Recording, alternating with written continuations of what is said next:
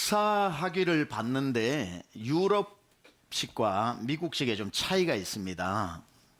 유럽식과 미국식의 이 박사 과정에서 공부하는 게 좀 차이가 있는데, 미국식은 제가 지금도 박사 과정 지금 논문 과정에 있기 때문에 잘 알고, 저희 집사람도 교육학 박사 지금 코스웍이라서 미국하고 한국하고 시간차 때문에 새벽까지 맨날 앉아가지고 준비를 하느라 미국 박사 과정은 우리가 잘 알고 있습니다. 미국하고 유럽식 차이가 뭐냐면, 미국은 보통 박사 과정이 이제 프리닥을 하고 박사 과정 들어가면 몇 년의 코스웍이라고 해서 수업을 하게 됩니다. 강의를 코스웍을 마치고 나면 이 논문을 이렇게 준비를 해서 몇 년 만에 쓰게 되면 학위를 수여하게 됩니다. 말하자면 시스템적으로 잘 이렇게 정착이 되어져 있어서 시스템만 잘 따라가면 커리큘럼에 따라서 박사 논문을 받을 수 있는 그러한 시스템입니다. 근데 유럽은 좀 다른 게, 그런 시스템이 아예 없는 건 아니지만 그런 시스템이 되어 있는 게 아니라 어느 교수로부터 그 허입을 받고 그 교수 밑에서 도제식으로 배우는 겁니다. 시작하자마자 코스웍이 아니라 논문 프로젝트가 바로 들어가게 되고, 그렇게 해서 논문 마칠 때까지 지도 교수의 가르침을 통해서 배우게 되는 거죠. 그래서 미국에서 박사학위를 받으면 어느 교수 밑에 있었다라는 용어보다는 어느 학교에서 학위를 받았다라고 하는 말을 많이 씁니다. 나는 프린스턴에서 PhD를 받았다, 나는 예일에서 받았다, 이런 말이 많고요. 유럽에서 박사를 받으면 누구 밑에서 받았다, 이런 말을 많이 합니다. 튜빙겐에서 내가 학위를 받았다고 말하지 않고 불트만의 제자다, 이런 말을 많이 쓰게 되는 것과 같습니다. 그래서 시스템이 잘 갖추어진 게 미국식이라면 어떤 스승 밑에서 제자로 이렇게 배우는 식이 유럽, 특히 독일 쪽에 가깝습니다. 왜 이 얘기를 제가 지금 하고 있냐면, 예수님이 12제자를 훈련시키셨는데 예수님의 제자 훈련은 미국식일까요? 유럽식일까요? 진짜입니까? 예수님의 제자 훈련 방식은 미국식일까 유럽식일까? 이렇게 예수님 제자 12를 부르시고 난 뒤에 3년 반 동안 퍼블릭 라이프라 그러죠. 공생애를 사실 때 보면은 그 동고동락 하시지 않습니까? 잠도 같이 자시고 24시간 함께 데리고 다니면서 그 수하의 제자들을 가르치신 걸 봐서는 아마 유럽식 박사 과정인 확률이 굉장히 높은 것 같습니다. 직접 보여주고 그 밑에서 하나하나 이렇게 직접 현장에서 보여주면서 도제식으로 가르치는 것, 삶으로 가르치신 것을 우리는 많이 보게 되죠. 그런데 사복음서를 가만 보다 보면 다 그런 것은 또 아닌 것 같아요. 우리 예수님이 미국식으로도 굉장히 많이 가르치셨다는 걸 알게 됩니다. 무슨 말이냐면, 제자들에게 그냥 다니면서 보여주시는 것으로만 끝나는 게 아니라 밤에는 항상 따로 부르셔가지고 수업을 하신 거예요. 가르치신 겁니다. 오늘 낮에 있었던 거 잘 봤냐? 병자를 고치는 거 봤냐? 내가 비유로 말했던 걸 봤냐? 그게 무슨 뜻이냐면 하고 밤에 제자들에게 따로 그 뜻을 차근차근 풀어서 가르치셨으니, 낮에는 현장 학습하시고 밤에는 강의하시면서 하셨으니 예수님의 제자 훈련 방식은 유럽식과 미국식이 좀 많이 섞여 있는 게 아닌가, 이렇게 봅니다. 진짜 고수는 아닌 듯 하면서 하는 걸 다 하는 분을 고수라고 그러죠. 예수님이 3년 동안 제자 12를 가르치실 때에 커리큘럼이 있었느냐 아니면 커리큘럼이 없었느냐, 이게 학자들 사이에 의견이 굉장히 분분합니다. 그러나 예수님이 커리큘럼이 전혀 없이 그냥 3년 반 제자들에게 함께 살면서 함께 먹으면서 삶으로 가르친 듯하게 보이나, 예수님의 그 사복음 행적을 가만 보면 커리큘럼이 분명히 있었다는 것도 우리는 알게 됩니다. 이걸 주장한 대표적인 학자가 누구냐면, 저 시카고에 가면 트리니티 신학교가 있습니다. 저명한 학자들이 많이 있는 유명한 신학교인데, 트리니티 신학교에 로버트 쿨만 교수라고 하는 분이 있습니다. 이분도 굉장히 유명합니다. 근데 그분이 쓰신 책 중에 주님의 전도 계획이라고 한국어로 번역되어진 The Master Plan of Evangelism이라고 하는 책이 있습니다. 이 책은 여기 나오는 사진에 나오는 것처럼 뭘 얘기하고 있냐면은, 예수님은 3년 반 동안 철저한 커리큘럼을 가지고 제자들에게 다 필요한 제자 훈련을 하셨다고 주장을 하고 있는 거예요.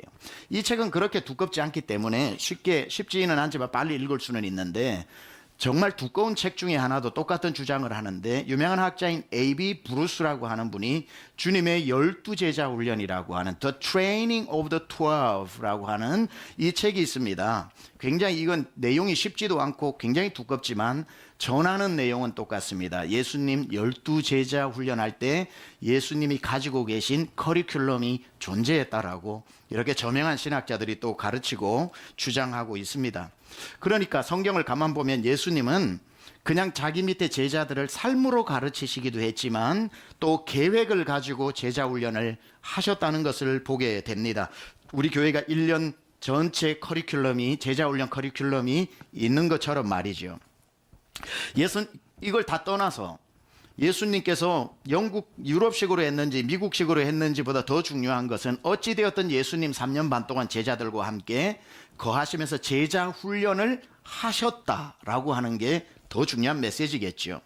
제자 훈련을 이렇게 3년 반 동안 대학원도 3년 아닙니까? 우리 Master of Divinity라고 제가 공부한 MDiv 같은 경우는 3년 과정, 3년 반 과정이거든요.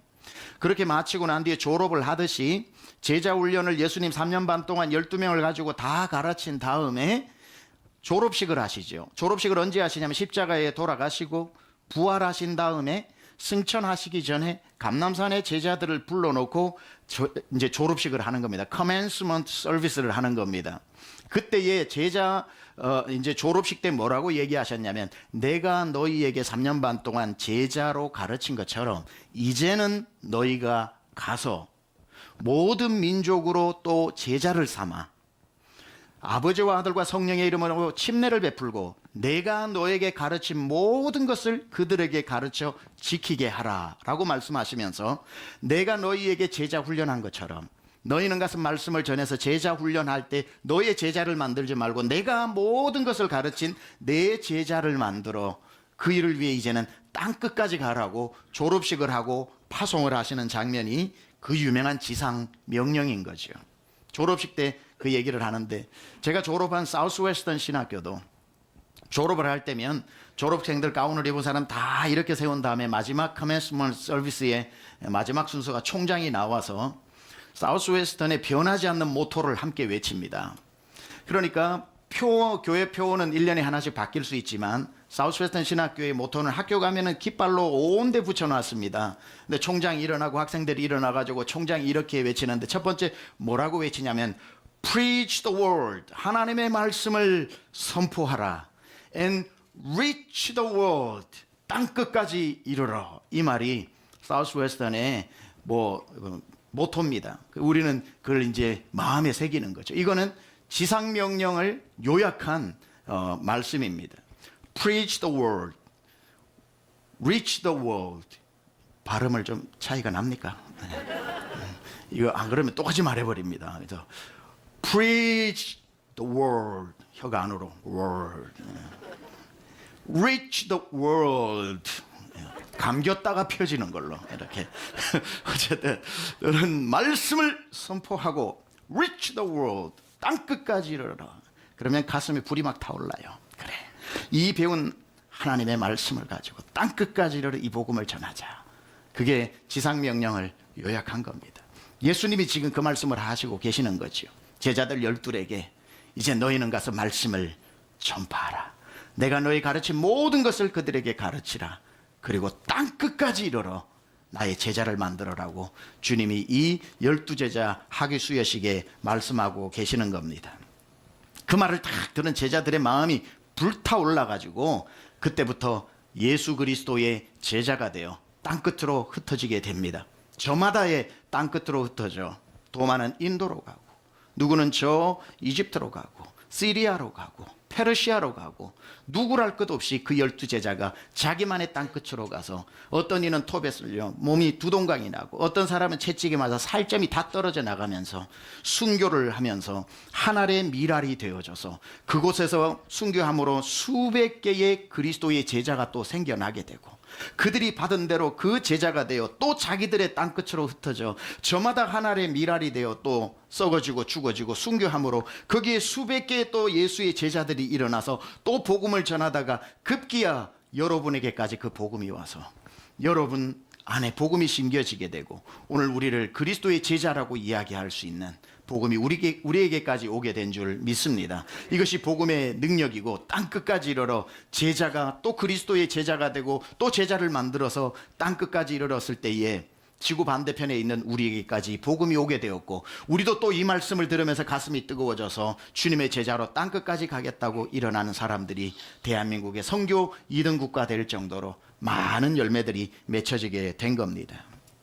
예수님이 이 땅에 오신 목적을 크게 나누면 두 가지입니다. 제1의 최고의 목적은 죽은 자를 구원하시기 위해 오셨죠.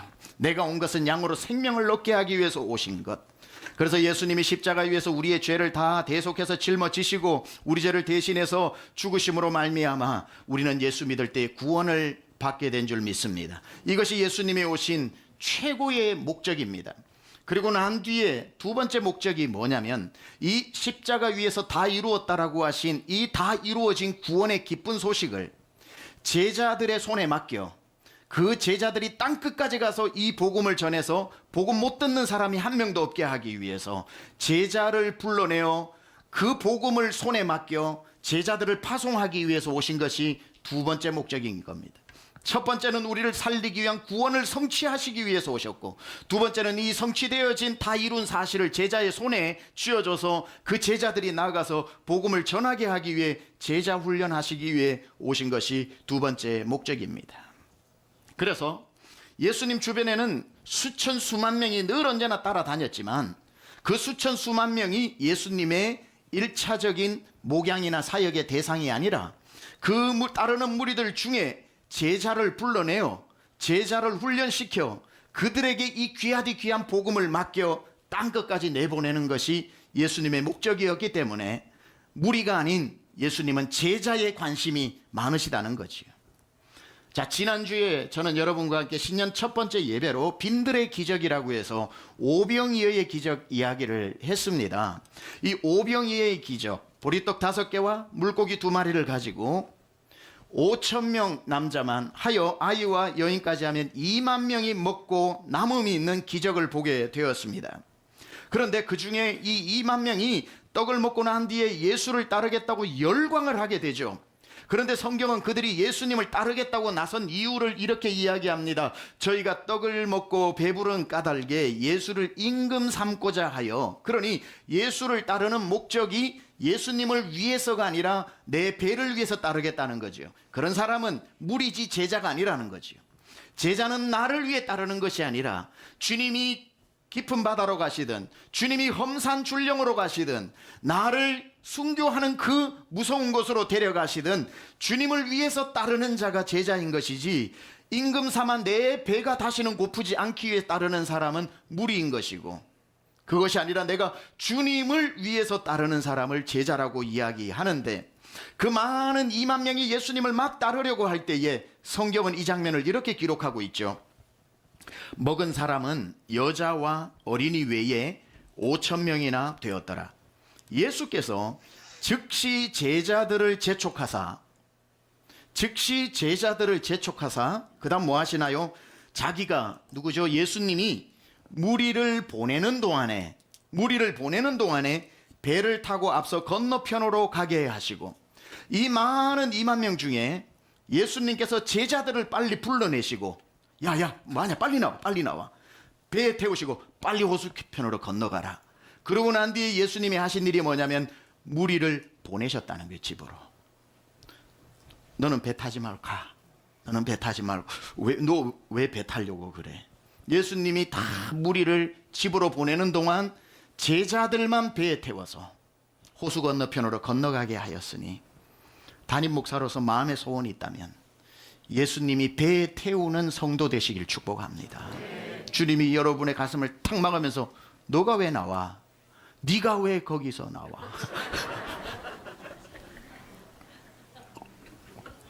너는 무리야. 그리고는 나를 돌려보내는 그 자리에 있어서는 안 되고, 주님이 너 왜 거기서 빨리 나와? 내 이름 불러. 배에 태우는 그 제자가 되어야 한다는 거예요. 상상만 해도 슬프지 않습니까? 다 배에 타고 있는데 주님이 갑자기 내 가슴, 네가 왜 타려고 그래? 주님이 무리를 보내시는 동안에 제자들을 급히 배에 태워 먼저 가게 하시고 예수님은 한적한 곳에서 기도하시다가 밤 사경에 물리를 걸어가시죠. 예수님이 제자를 왜 따로 이 순간에 같이 안 돌려보내고 배 태워 호수 건너편으로 가게 하셨냐면, 이 배고픈 사람들의 배를 불리는 일반 사역을 마친 다음에 제자들을 따로 훈련하셔야 되기 때문에, 예수님이 남겨진 그날 밤 수업이 있기 때문에, 지금 제자들에게 예수님은 무슨 커리큘럼을 가지고 무슨 수업을 하시고 싶은 겁니까? 믿음 하나 가지고 풍랑이 있는 바다를 건너가는 훈련. 이건 무리들이 경험할 수 있는 게 아니라, 정말 풍랑은 일고 예수님은 이 배에 없으시고 우리는 이 풍랑을 한 번도 만나지 보지 못한 이 무서운 풍랑을 가지고도 예수님 건너가라 했었으니 그 말씀 하나 의지하고 노를 저어 풍랑을 뚫고 가는 훈련을 시키고 싶으셨던 거지. 믿음 하나로 호수 건너는 훈련을 주님은 시키고 싶으셨던 거고, 더하여 그 중에 한 사람 수제자는 수준별 교육을 통해 가지고 베드로에게는 또 시키고 싶었던 것이, 내가 물리를 걸어갈 때에 수제자 베드로는 그 풍랑 속에서도 물리를 걷는 믿음을 가르치고 싶어서, 우리 주님은 12제자 훈련과 수제자인 베드로에 대해서 수준별 차이를 두면서까지도 철저하게 무리와 제자를 구분해서 강한 제자 훈련을 시키시더라는 거예요. 이것이 풍랑을 지나갈지라도 어려울지라도 반드시 저는 기도합니다. 하나님, 우리 강남중앙권속은 무리 속에 남겨두지 마시고 다 배에 태워 주옵소서. 모든 성도 제자 되는 교회, 모든 성도 주님이 배에 타라고 말씀하시는 교회, 우리를 향해 꾸짖으실지라도 네가 왜 거기에 머물러 있느냐, 나와 배를 타고 나와 함께 가자라고 했을 때 그 배에 올라탈 수 있는 사람이 되어야 하는 줄 믿습니다. 우리가 쉽게 지나쳐서 그렇지 성경에 보면 이러한 장면들이 많이 나와요. 우리가 너무나도 많이 읽어서 잘 아는 팔복이 나와 있는 마태복음 5장, 6장, 7장을 산상수훈이라고 그러죠. 산상수훈 5장 1절이 시작되기 전에 4장에는 예수님께서 광야에서 마귀에게 시험을 당하고 난 다음에 각색 병든 자, 눈먼 자, 아픈 사람 다 무리들을 가지고 사역을 하셨어요. 무리를 대상으로 다 사역하신 다음에 5장이 딱 되면서 5장 1절이 이렇게 시작되고 있는 거 아셔요? 1절과 2절인데, 예수께서 무리를 보시고, 그 무리는 4장에 사역을 했던 오병이의 떡을 먹었던 사람처럼 병고침을 다 받고 그 예수님으로부터 사역을 받았던 그 많은 사람들을 보신 다음에 산에 올라가 앉으시니 누가 나와요? 제자들이 나온지라 그때 입을 열어 가르쳐 가라사대. 그러니까 이 주옥 같은 산상수훈은 무리에게 가르치신 것이 아니라 제자에게 가르치신 것이죠.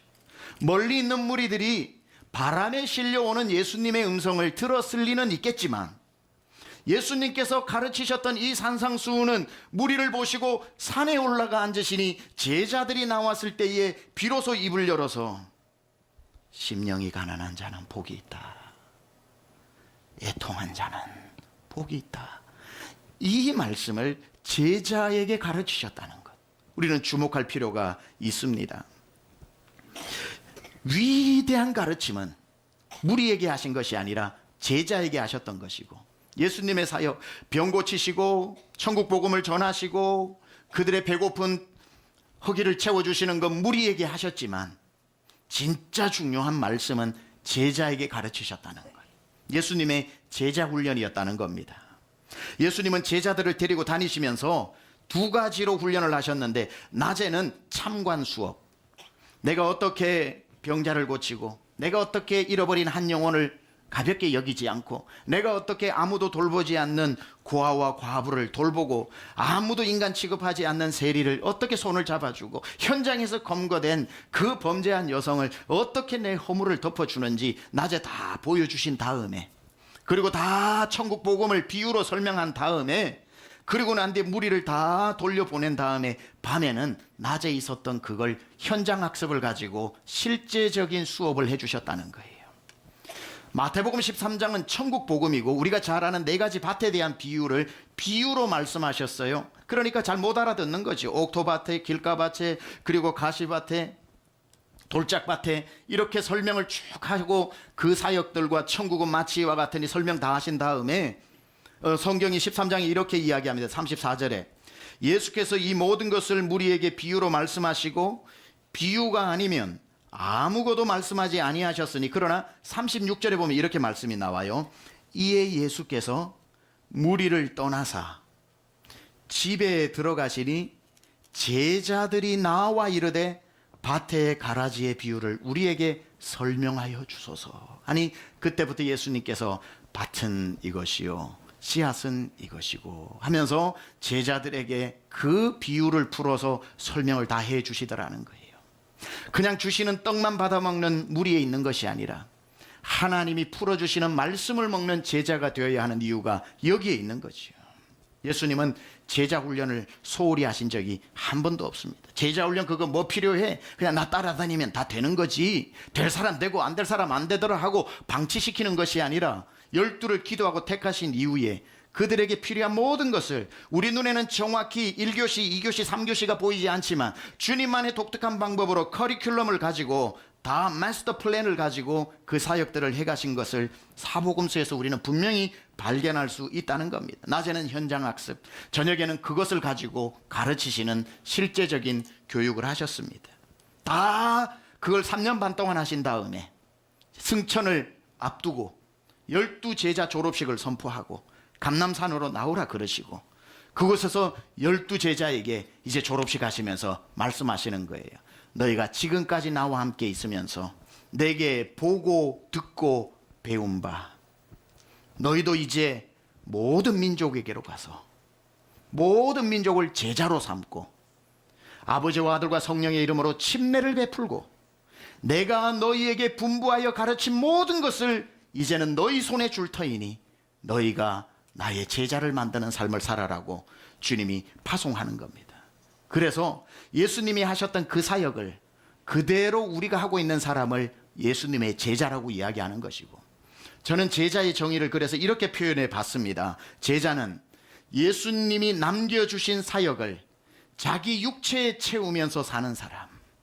예수님이 우리에게 마지막 내가 했던 것을 너에게 하라고 우리에게 남겨주신 사역을 거부하지 않고 내 육체에 채우면서 예수님처럼 살아가는 사람을 우리는 제자라고 말하는 겁니다.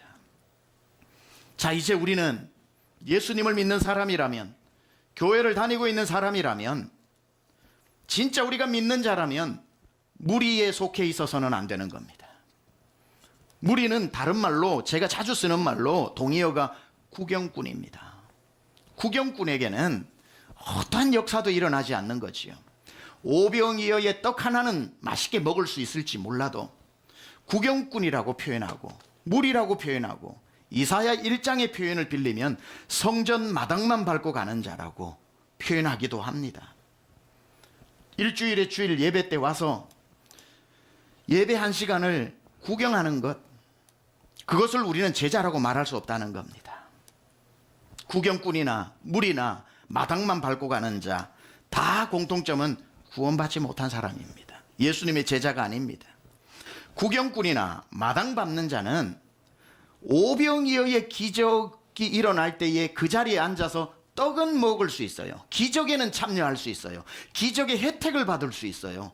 병도 치료받을 수 있고, 그리고 문제가 해결될 수도 있고, 경제적인 어려웠는데 경제적인 문제도 해결될 수 있는 무리도 주님의 은혜로 혜택은 받을 수 있지만, 무리가 절대로 경험하지 못하는 건 그 빈들에서 뭘 경험하지 못하냐면 떡을 떼어주는데 떡이 내 눈앞에서 막 자라는 건 못 보는 거예요. 분명히 생선을 나누어 줬는데 또 베스킷을 보니 생선이 채워져 있는 그 기적은 오로지 구경꾼이 아닌 일꾼만, 무리가 아닌 제자만 볼 수 있는 영적인 황홀한 경험인 거죠. 절대로 무리는 그 한 덩어리의 떡은 먹을 수 있지만 떡이 자라는 것과 생선이 넘쳐나는 그 기적의 현장을 눈으로 볼 수는 없었던 거죠.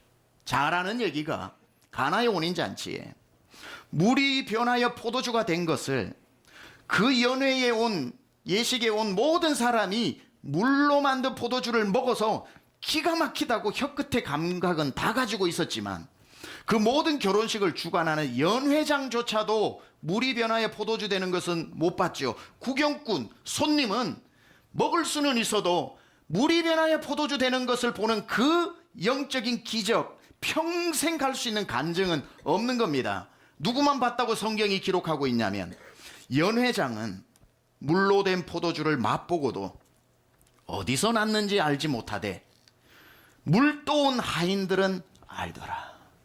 물도온 하인들은 알더라.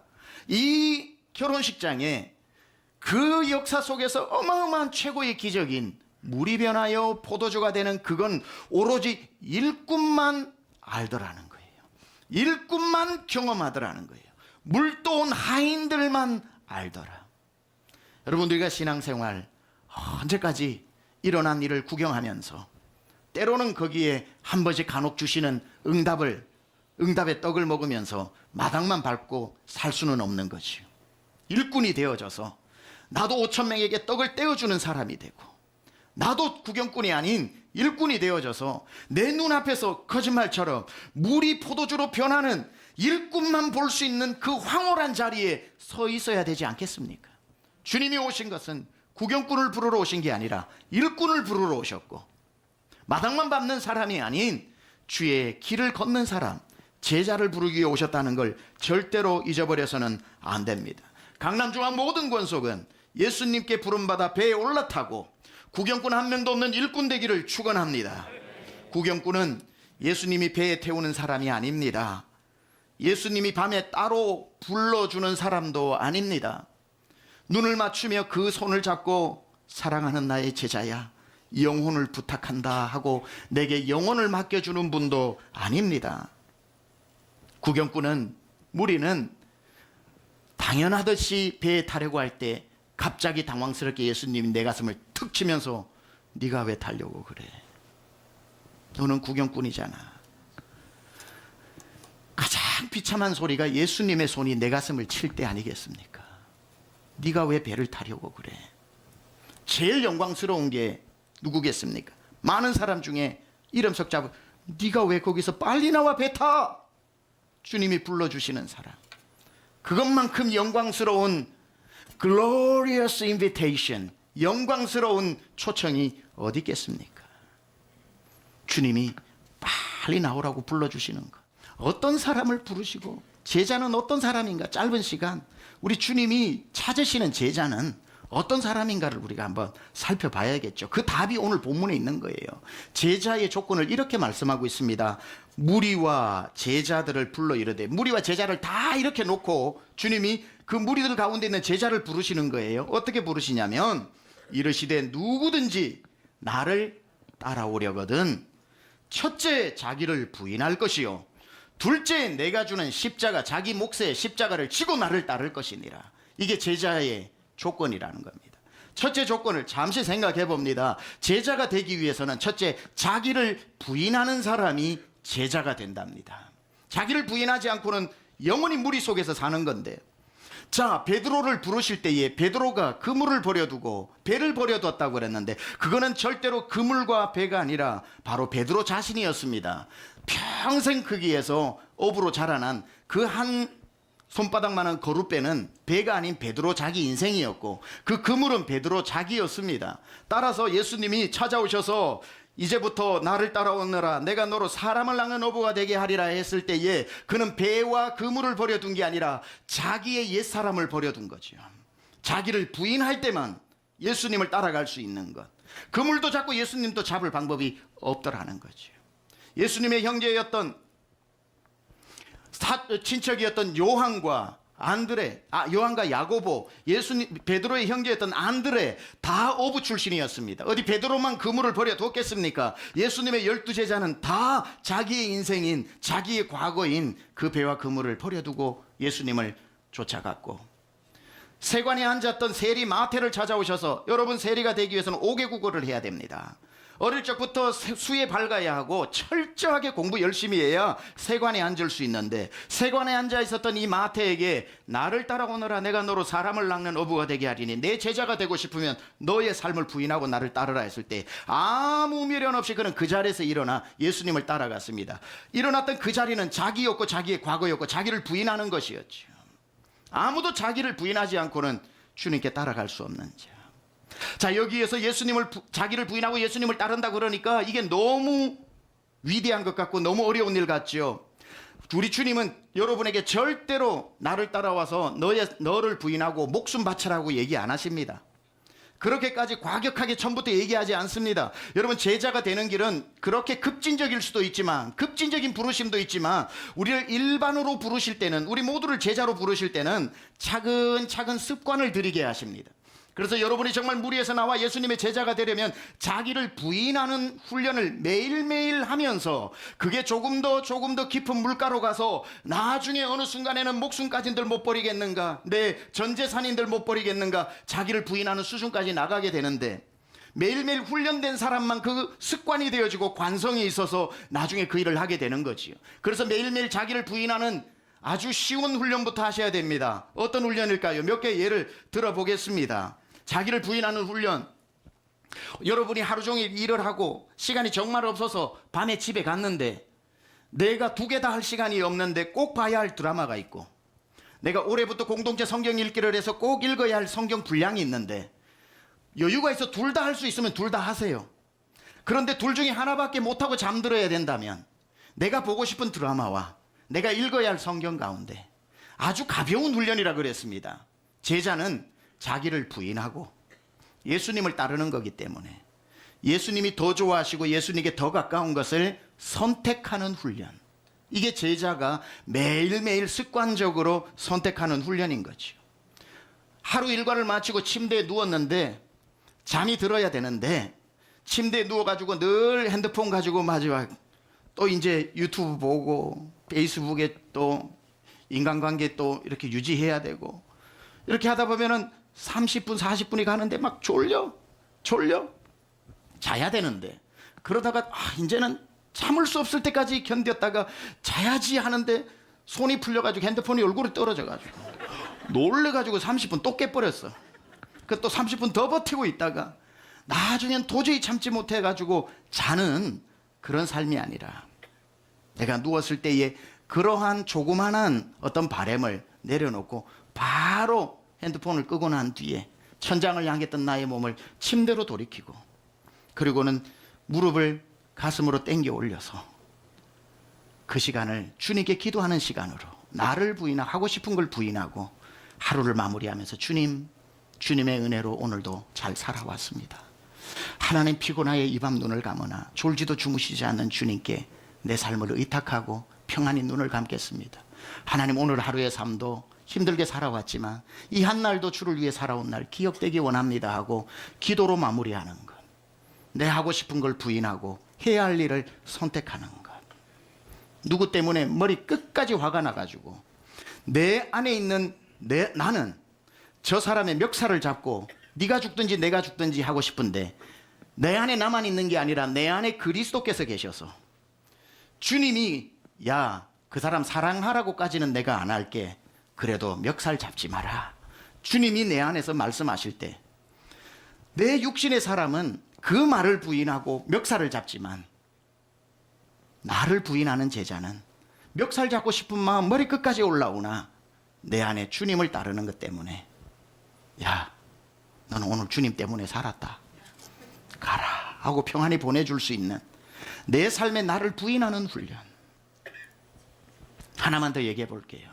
하루 종일 일 마치고 천근만근 몸을 가지고 집으로 가는 지하철에 앉았는데 덜컹덜컹 거리는데, 도착할 때까지 40분 다 한숨 자고 나면 힘이 좀 생겨 집에 가서 나머지 일도 하고 다 잘 수 있을 것 같아서 이렇게 눈을 붙이는데, 내 옆에 양쪽에 사람이 있는데 내 육신은 이때 아니면 못 잔다, 자라 하는데, 내 안에 또 한 영께서 네 옆 사람 그냥 앉은 줄 아냐, 예수 믿으라고 한마디만 하라. 내가 좋아하는 나를 부인하고 예수님의 말을 택할 것인가, 예수님의 말을 무시하고 내가 좋아하는 걸 유지할 것인가 고민하다가, 그래, 제자는 나를 부인하고 예수를 선택하는 것이라고 했으니 그래 하고는 참 겸연쩍지만, 그러다가 말 안 통하면 앉아가는 시간 고통이지만, 안녕하세요, 혹시 예수님 믿으십니까? 아멘. 한번 믿어보세요. 너무 저는 믿어보니까 좋더라고요.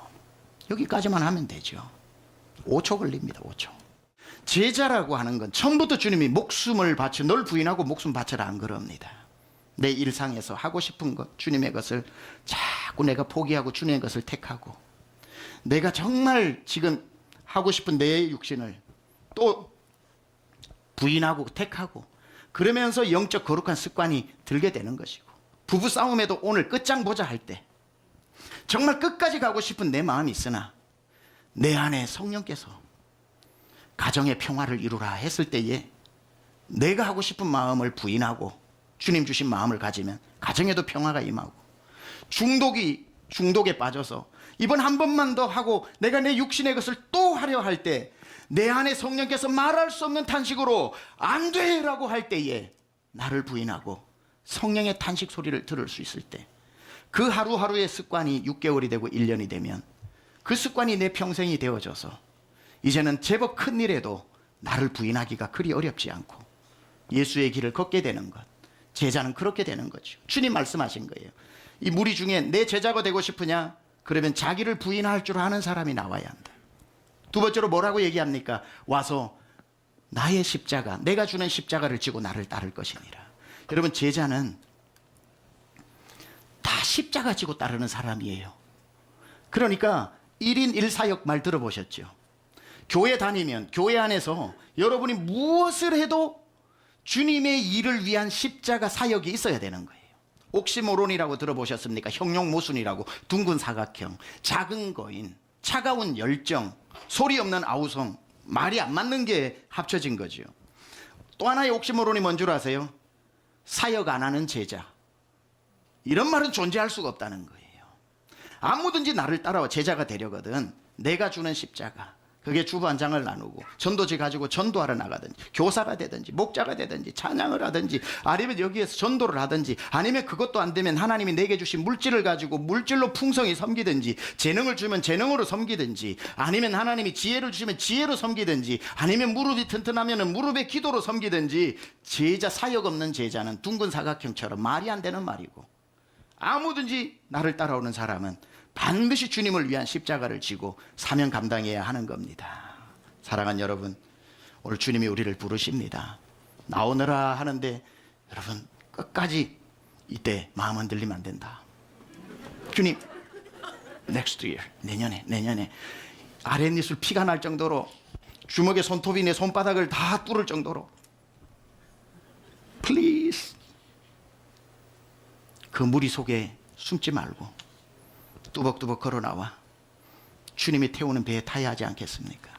무리 속에 서 있지 않고 주님 부르시는 제자의 자리에 나와 주님과 함께 배를 타고 풍랑을 뚫고 나가면서 물이 포도주 되는 것도 보고 빵이 넘쳐나는 것도 보면서 오로지 일꾼 제자만 볼 수 있는 그 황홀한 영적인 경험을 한 번도 빠지지 않고 다 경험하는 우리 강남중앙 권속되기를 주님의 이름으로 축원합니다.